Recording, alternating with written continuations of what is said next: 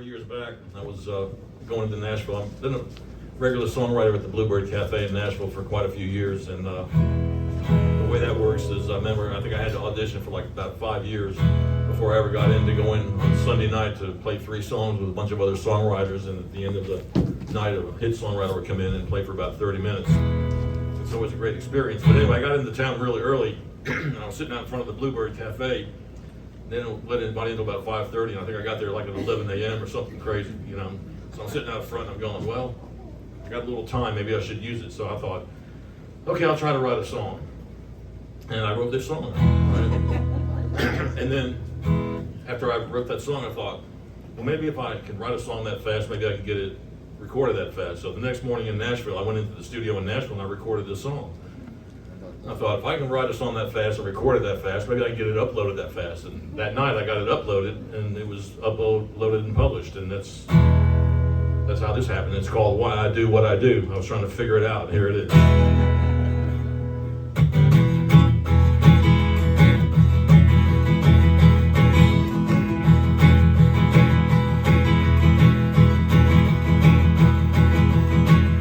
I first started playing music 'cause it was fun.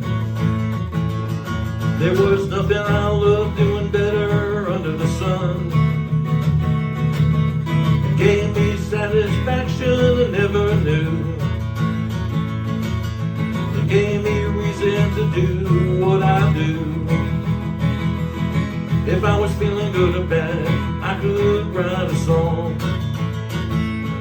I didn't care what was going on, right or wrong. The feeling could strike here, there, near or far. Well, all I had to do was pick up my guitar. I love to sing the words, I love to feel the groove, I love to feel the backbeat under my shoes. Well, it's all old school, there's really nothing new. These are the reasons that I do what I do.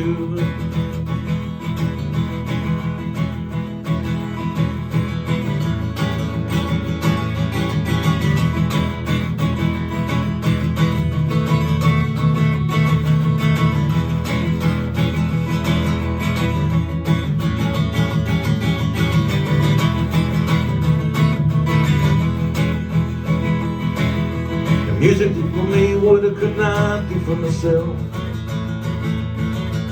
It brought me through hard times when I needed help. But all it took was for the music to plant the seed. The music would give me all I would ever need. I love to sing the words, I love to feel the groove, I love to feel backbeat under my shoes. Yeah, it's all old school, it's really nothing new. These are the reasons that I do what I do. These are the reasons that I do what I do. These are the reasons that I do what I do. Why I do what I do.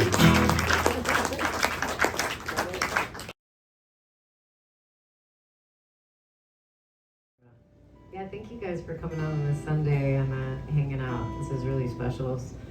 It's been a while since I've been able to do more of these songwriter shows, so it's cool to be with 2 awesome people as well. So thank you. And thanks Mike and everybody at WRFG for making it happen. We appreciate you more than you know. It's rare nowadays in Atlanta. We have a lot of original music, so we appreciate you a lot. This goes out to you. Thank you for your service, sir. This is dedicated Britt, my cousin, and when he was overseas and we were very worried about him, I wrote this song, kind of dealing with it in my own head. It's called Coming Home. I've been here before, driving down this endless street. I totally started the wrong song. This is what happens. Welcome to Older Brains. Yeah, you like that? Thank you.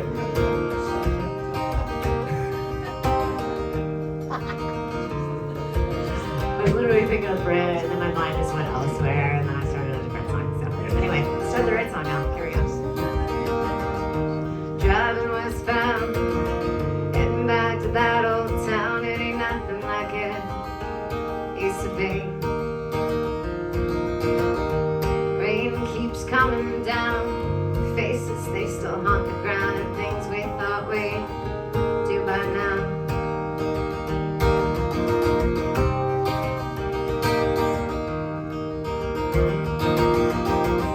Time holds still, that first time back. All those hopes and dreams, all we were. Oh, and what we have. It's all just coming home. Oh, yeah, all just coming home.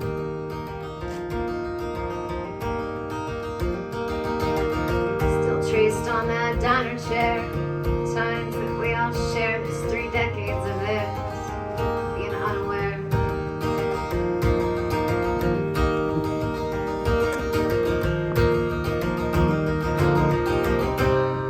Sometimes nothing's really changed. Too much, it's still the same. We're all just going home. Oh, yeah, it's all just coming home.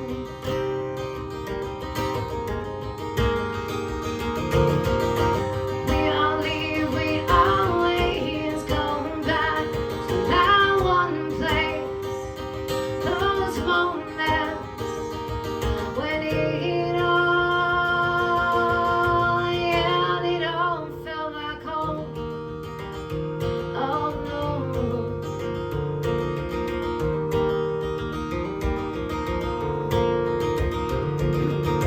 So I'll meet you that old jackknife. We'll talk about those stars and those stripes. Ain't it funny how things they can turn around?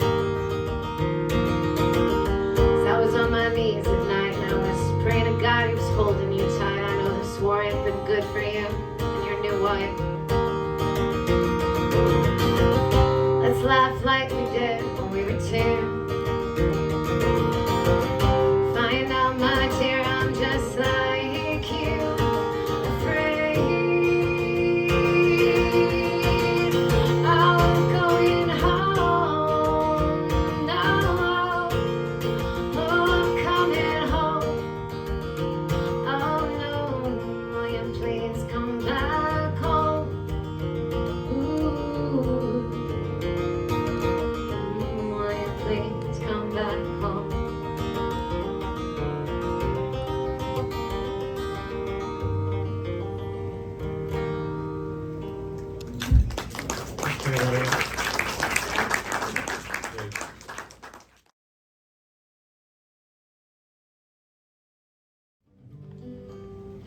When I came back from Vietnam in '68, I married my high school sweetheart. Had 2 kids. My son's 55 now, my daughter's 53, just retired from teaching after 30 years. She got her PhD, doing great. And that only lasted 5 years, so this guy named Daniel Wilbur was a Marine. He just gotten back from Vietnam. He was in Dog Hall, and we decided to get away, so we went down to Daytona Beach, Florida.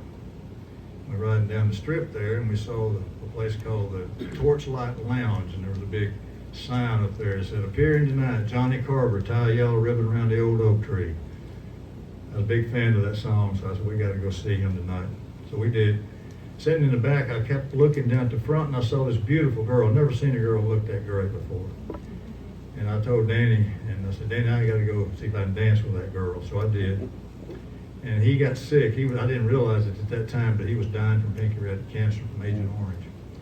So he went back to the room, and so the girl took me back to the hotel, and we had a date the next day. And kind of forgot about it, and I got back home, and I was getting ready to go see Elvis one night at the Omni. And Danny calls me, and he said, "Guess where I'm at?" And I said, "Where?" He said, "I'm down here in Mobile, Alabama. Remember those 2 girls we met down here in Daytona?" And I said, "Yeah." He said, "You need to get on a plane and get down here because you need to see this girl again." I said, "Okay." So I went and saw Elvis, got on a plane the next morning, went down there. And 3 years later, we were married.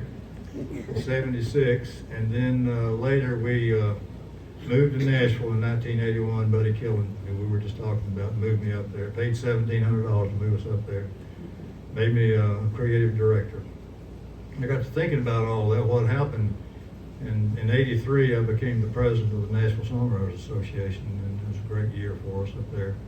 But I got to thinking about all this stuff, and I thought I'd write a song about my wife. Her name is Belinda. I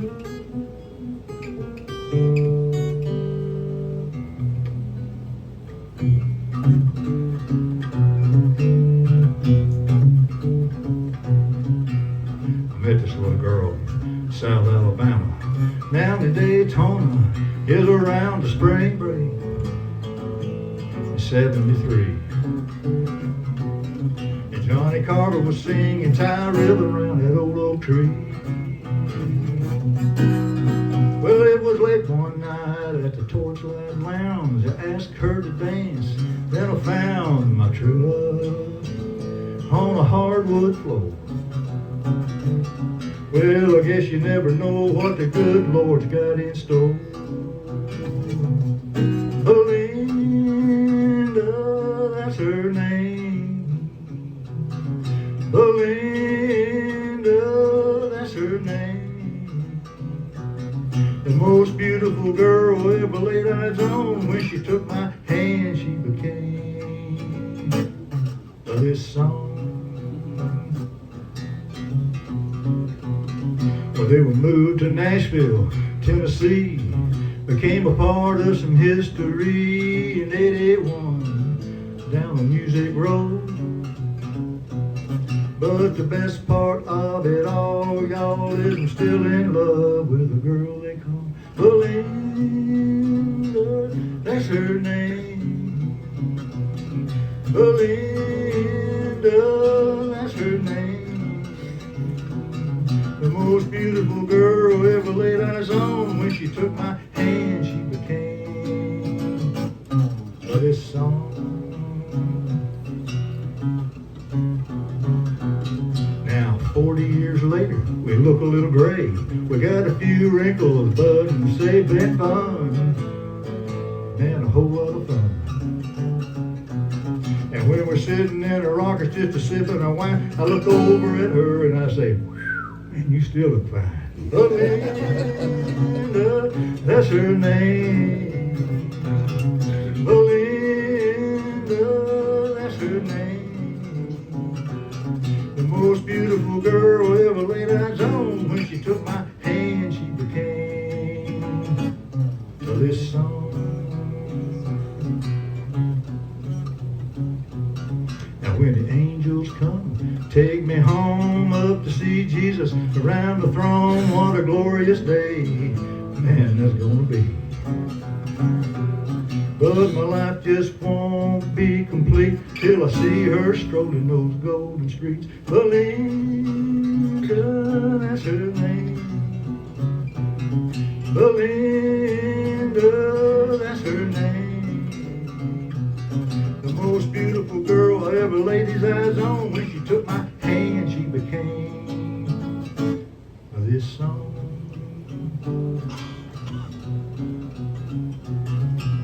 B-E-L-I-N-D-A,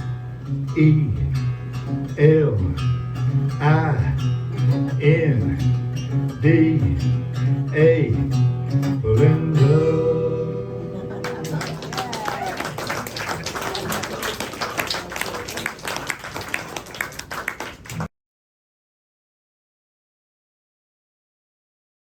All right, this next song here, this is, I did this on an Americana CD back in 2010. I recorded it in Nashville. This is a song about calling a major corporation to get information on the phone.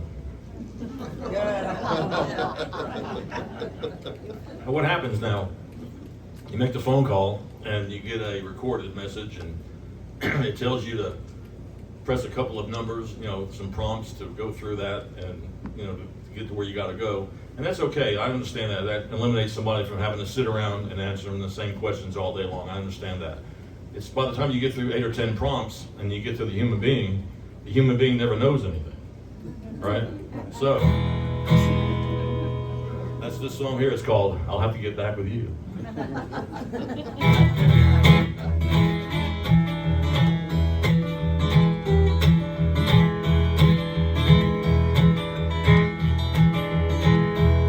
Well, I called on the phone to get a little information. The voice on the other end expressed a little hesitation. She said, "What is it, sir, that you'd like to know?"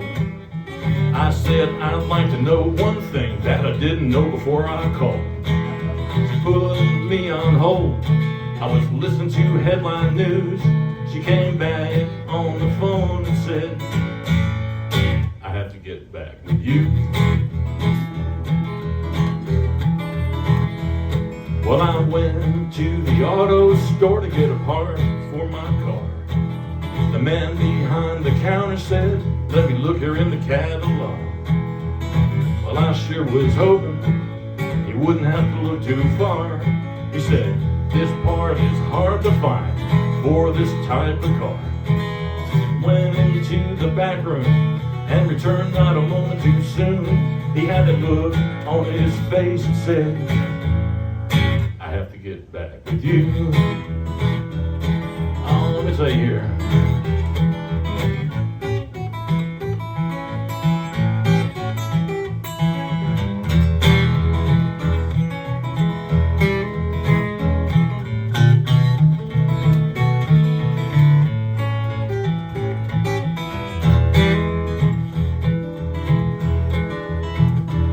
Well, it's amazing in this day and age that nobody knows a thing.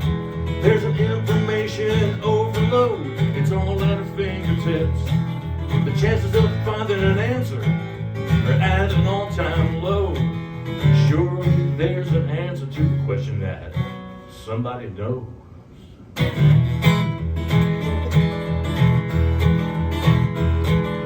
Then there are those questions that need a quick answer to. The ones that you ask, the answer is a peekaboo. The ones that tell you what you want to know and don't rake you over the coals. The ones that tell you what you want to know and don't rake you over the coals. Well, I'm so glad my wife, when she thought it through, when she decided to marry me, she didn't say, "I have to get back with you." Tell me something new that lets me think you have a clue.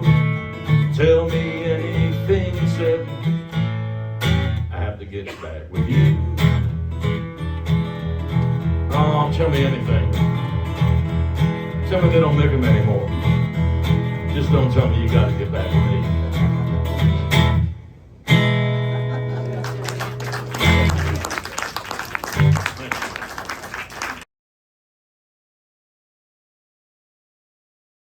My favorite is when you're trying to say what you're supposed to say. They're like, "Say it out loud." I'm like, "I'm good."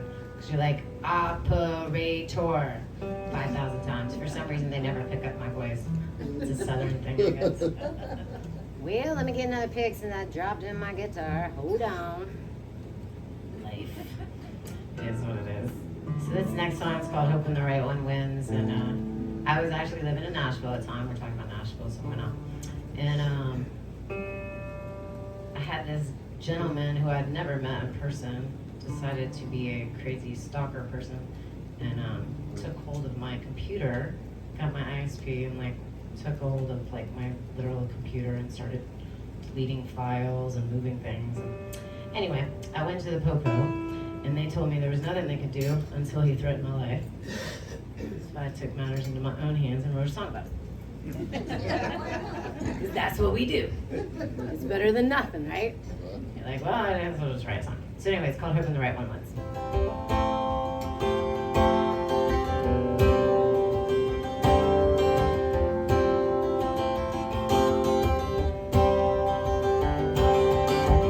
I've been carrying my share of doubts, little white mistakes.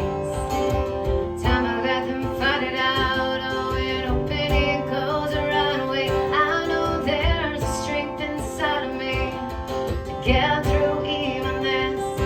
And when I'm curled up on the inside, struggling with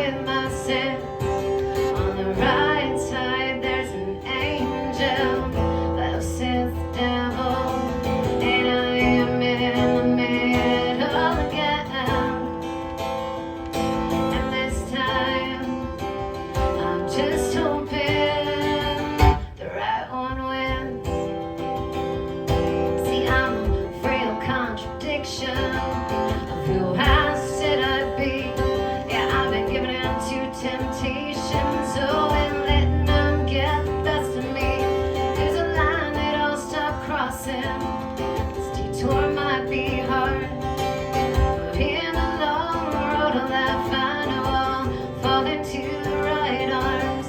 On the right side there's an angel, love says the devil, and I am in the middle again.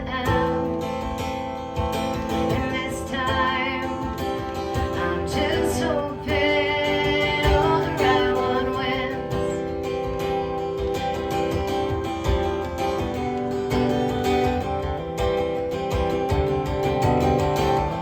Where I lost my way, lost my will, and I lost my wings, but in the end it all comes down to me.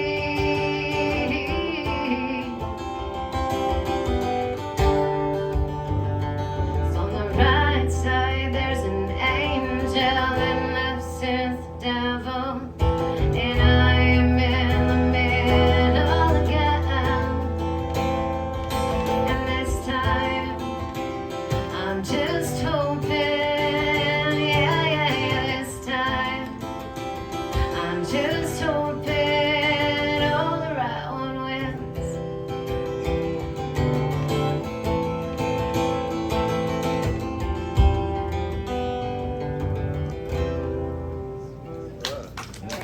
Take that, stalker boy.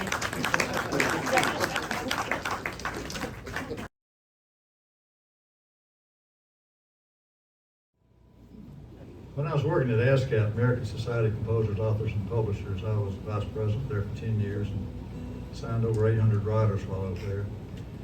And they sent me this intern to work for me while I was getting ready to leave. And he was in my office one day and had my FG 180 red label Yamaha sitting on my guitar stand there. And I asked him, I said, "Do you play guitar?" And he said, "Yeah, I sure do." And I said, "Can you play me something?" And he got it. He started playing. I said, "Man, you're good." I said, "Do you sing as well?" And he said, "Yeah." He sang this. "Do you write?" He said, "Yeah, I'll sing you something I wrote." I said, "Okay."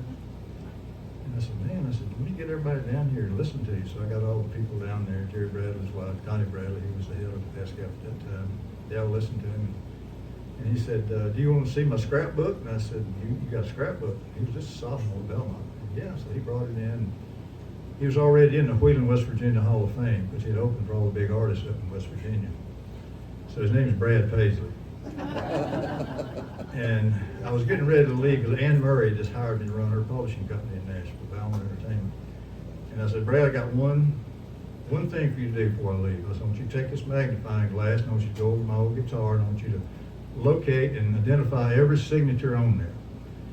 So it took him 3 days. He sat there with a magnifying glass, and he typed them all up. He put them in alphabetical order for me. And I told him, I said, "Brad," I said, "one of these days, I don't know when it would be," because I kind of thought his nose was a little bit too long back then to get a record deal.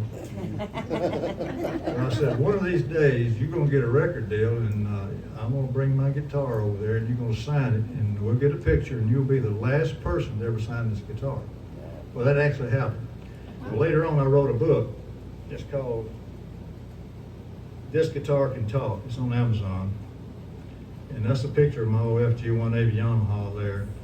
And his picture's in there signed along with Garth Brooks and Alan Jackson and Reba and all those people. We used to have #1 parties every week for some artist, and we had a staff photographer. He'd take pictures of people signing my guitar. So all those pictures in here with the stories. So if you want a copy, it's on Amazon.com, This Guitar Can Talk. And but anyway, and after he did all that, I left and I went to work for Ann Murray. And I needed a tape copy guy to make CDs for me.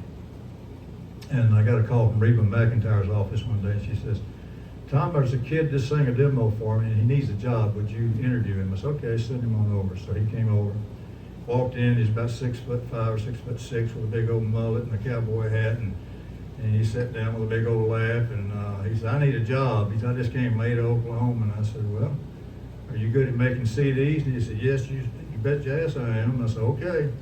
So I hired him, paid him $8 an hour, and he used to come out to my farm and turkey hunt with his first wife named Kay Nett.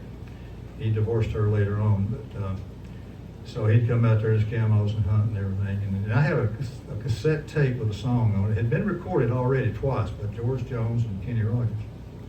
And I said, Brad, if you ever get Blake, if you ever get a record deal, you need to cut this song. He said, okay. I gave it to him. Sure enough, Bobby Braddock produced him, and he cut this song. It's called Old Red.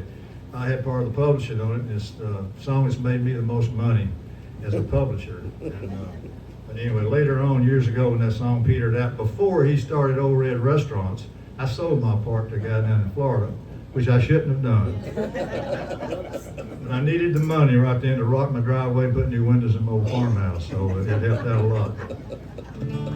I'll see if I can go through it. This was pretty complicated for me. Caught my wife with another man, and it cost me $99 on a prison farm in Georgia, close to the Florida line. Well, I've been here for 2 long years, and I finally made the warden a friend. He sentenced me to a life of ease, taking care of Old Red. And Old Red, he's the damnedest dog I've ever seen. Got a nose that can smell the 2-day trail. He's a 4-legged tracking machine. You consider yourself mighty lucky. You can't get past the gators and the quicksand beds. And all these years that I've been here, ain't nobody got past Red. And the warden saying, come on, somebody, why don't you run? Old Red's itching, have a little fun. Get my lantern, get my gun, Red, a happy treat for the morning comes. Well, I paid off a guard and I slipped out a letter to my cousin up in Tennessee. Well, he brought down a blue tick hound, she was pretty as she could be. Well, they pinned her up in the swampland about a mile south of the gate. Well, I take Old Red for his evening runs, and I'd just drop him off and I'd wait. And the warden saying, come on, somebody, why don't you run? Old Red's itching, have a little fun. Get my lantern, get my gun, Red, a heavy treat for the morning comes. Well, Old Red got used to seeing his lady every night. Well, I kept him away for 3 or 4 days and waited till the time got right. Well, I made my run with the evening sun and a smile when they turned red out. I was headed north to Tennessee, and Old Red was headed south. And the warden saying, come on, somebody, why don't you run? Old Red's itching, have a little fun. Get my lantern, get my gun, Red, a heavy treat for the morning comes. Now there's red-haired blue ticks all in the south. Love got me in here, and love got me out.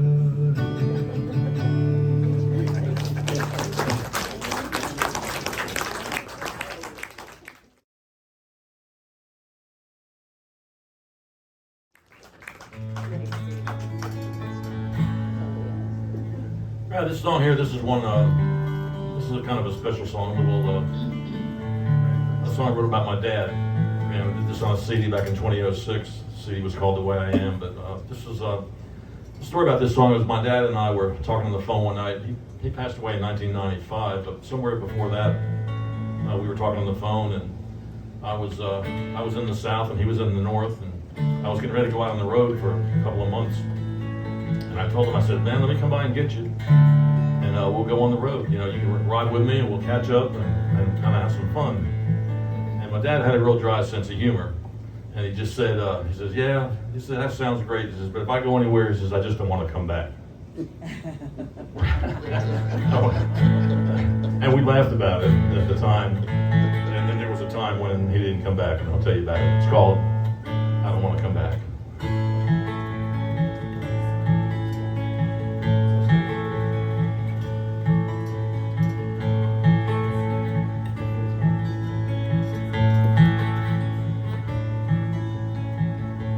Happy desires and plans it seemed, but all they really were nothing but dreams.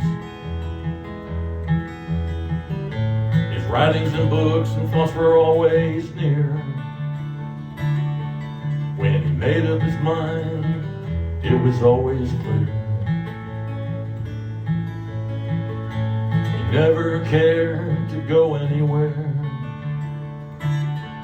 He was always content to stay right there. He always said someday we will, but I knew that day would never appear. He said there's no place I want to go, I'm just content to stay here at home. Let it be known as a matter of fact, if I go anywhere, I don't want to come back.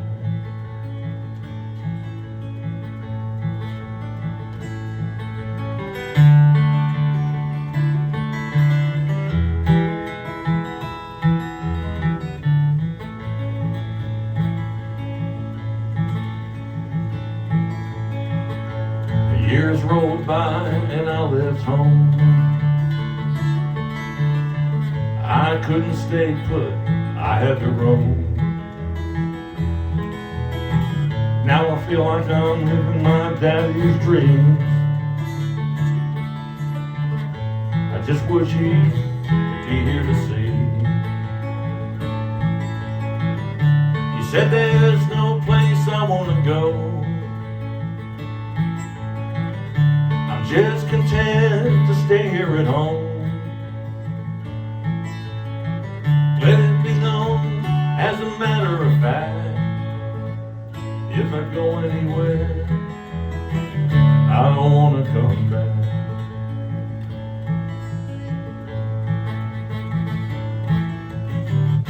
Now when I think of him today, see he finally got his way. The day he went out that front door, I knew he wouldn't come back anymore. He said there's no place I want to go, I'm just content to stay here at home. Let it be known as a matter of fact, if I go anywhere, I don't want to come back.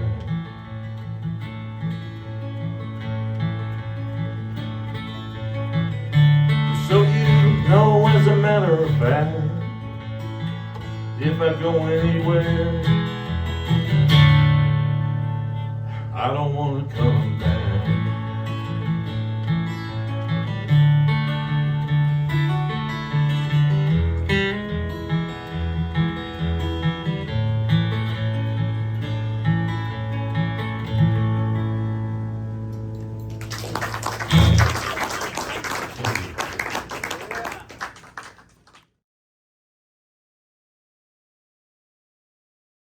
So this is our last song each. Thank you guys so much for coming. We really appreciate y'all. And it's nice to meet these two awesome dudes right here.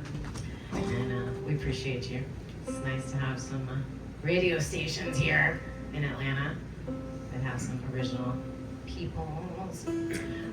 Quick story, very quick story. I used to, when I lived in Nashville, I was a bartender, obviously, because you can't live on music there, unless you're a big one. And I ended up meeting this gentleman, and I was like, what do you do? And he's like, I work in a prison. I was like, okay, what do you do? Awesome. And he was telling me that he had started this program that he was putting into all the prisons around the country. He only started 3 of them at the time.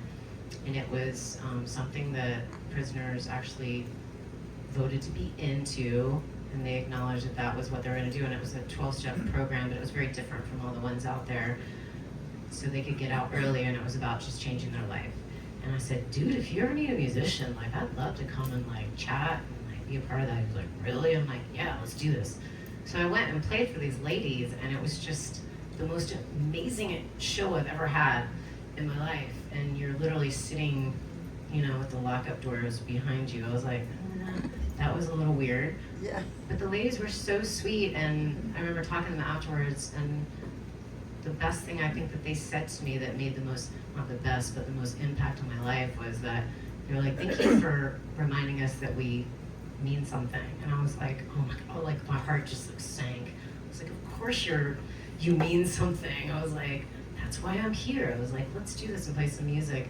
And the next time I went in, they had gotten this, I went around Christmas time and they had put together this whole interpretive dance, like sang a song for me and stuff, and it was really sweet. And it was just such a wonderful moment in my life. And I wish I could do it again, but I lost touch with that gentleman. He's moved on doing bigger, better things, but in a lot more prisons around the world, so it's pretty cool. But I wrote this not too long after I did that, and it might not make sense, but maybe if you let the story sink in a little bit, and this song you might understand what I was saying.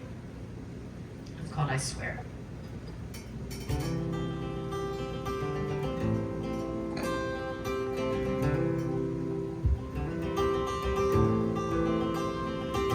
Wasn't aware I could be here again. I wasn't even sure that I could feel like this again. Raise these hands in not surrender. Slowly breaking me down. No, what was it that you said? No,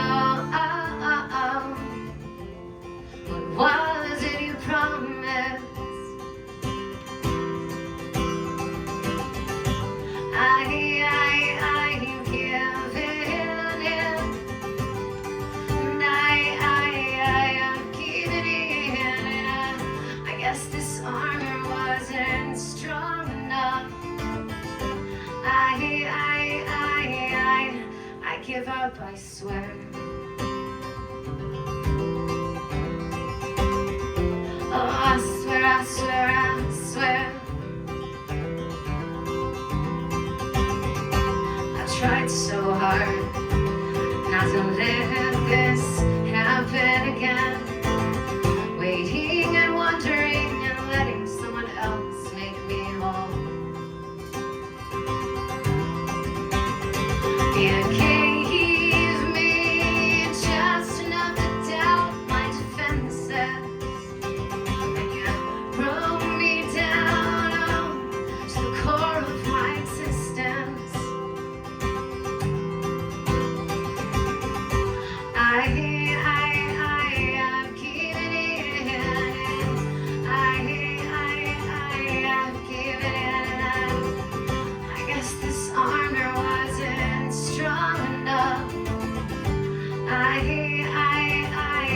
give up, I swear.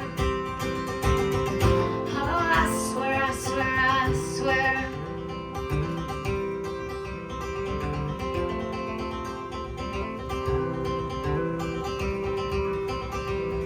God, I really messed up this time. I thought I was stronger than this. I let you take me down, oh, with all that carelessness. And I tried so hard, oh, to leave out and just let go. But choice and consequence, yeah, but this time I know.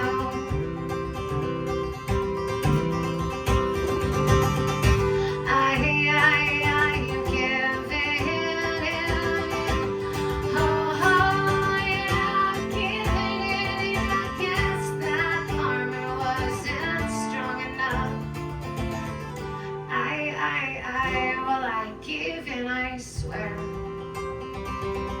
Oh, I swear, I swear, I swear.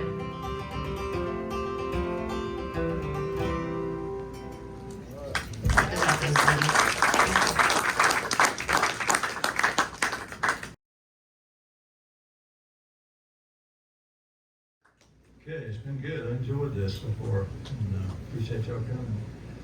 I started this thing off with a gospel song. I'd like to end it with one too, if that's okay. Do it. I've written a lot of gospel songs. As a matter of fact, in '91 I had one that was the finalist for Song of the Year at the Dusk Awards. Well, I'd rather see a sermon, hear one any day, and then have another one in '99 called His Tomb Wasn't Empty, It Was Full of My Sin, which Karen Peck and New River had out, which was a big record for them. Actually, it's been put in sheet music in a lot of Catholic churches, something like that. Anyway, I'm going to end with this song here. It's called Satisfied Certified. That's my guitar close enough as mic, I don't think.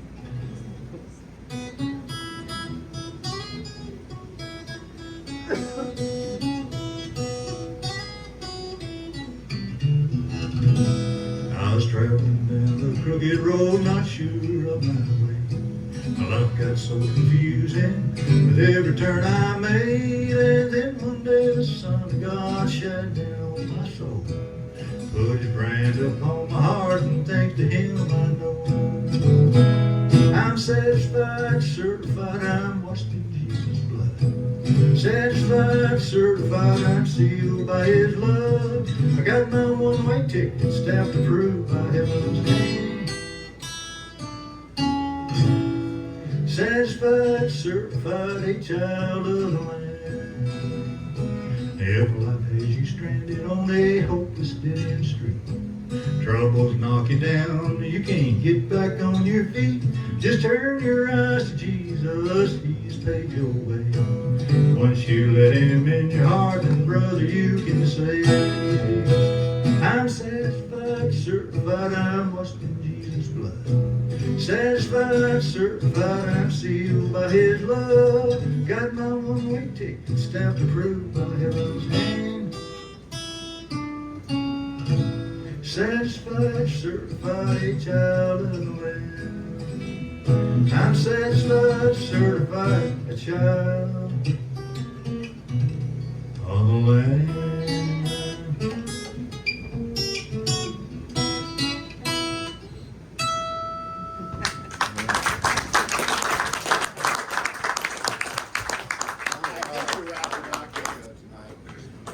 Thank you all for coming out. I want to thank our staff and volunteers that helped to make this event.